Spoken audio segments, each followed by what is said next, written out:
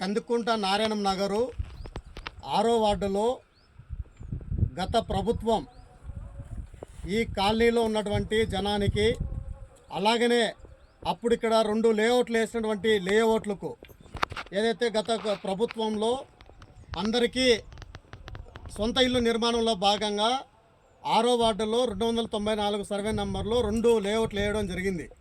ఈ 2 లేఅవుట్ల జనానితో పాటు కందుకుంట నారాయణం నగర్లో ఉన్నటువంటి 1000 కుటుంబాలకు నీళ్ళ ట్యాంకుని ఇక్కడ ఏర్పాటు చేయడం జరిగింది. మొత్తం పునాదులు వేసినారు. పునాదులు వేసిన తర్వాత ఇక్కడ నిర్మాణం చేపట్టారు. కానీ ఈ నిర్మాణాన్ని నీళ్ళ ట్యాంకును మధ్యలో ఆపేసడం జరిగింది.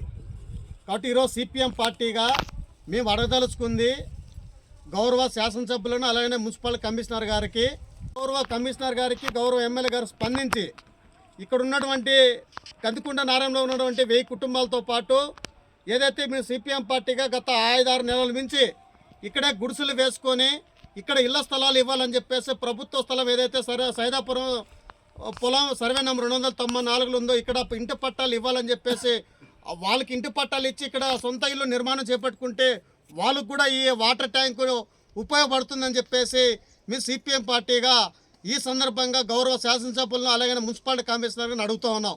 లేని ఎడల సిపిఎం పార్టీగా దశల వారీగా ఈ నీళ్ళ ట్యాంకు పూర్తయ్యేంత వరకు మీ సిపిఎం పార్టీగా పోరాటం, ఆందోళన చేపడతామని చెప్పేసి ఈ సందర్భంగా తెలియజేస్తా ఉన్నాం.